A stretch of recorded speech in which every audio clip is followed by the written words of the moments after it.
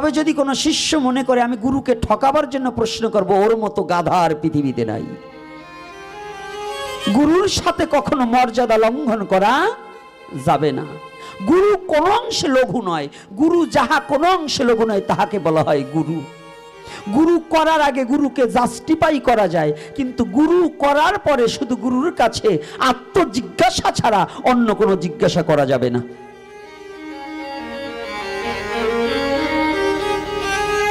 কথাগুলো ভালো করে বুঝবেন।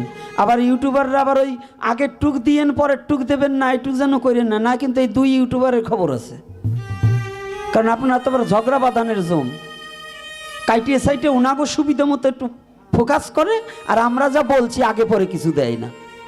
এই যে যারা আবার ওই যে ই করা দেশে কি জানু বললে, এই বলস না কেন, টিকটক, এইগুলোর যদি পাই কোনোদিন, যদি হাতের মাথায় পাই, তো টিকটক ওর বাবারে শুদ্ধ আবার ফিরে টিকটক করাই দেব। মহাপ্রভুর ভালো ভালো গানে ওরা অশ্লীল নৃত্য করা দেশে, ভালো ব্যক্তিদের সাধুদের ভালো কথাগুলোকে কেটে সেটে ওদের মত মতো করে মুখ মিলিয়ে আবার কথা বলা দেশে। একটা কথা বুঝতে হলে জানতে হলে কত রাত জাগতে হয় জানো? কেটে নিয়ে যে টিকটকার হয়ে টাকা ইনকাম করার ধান্দা করো, এগুলো ভালো নয়।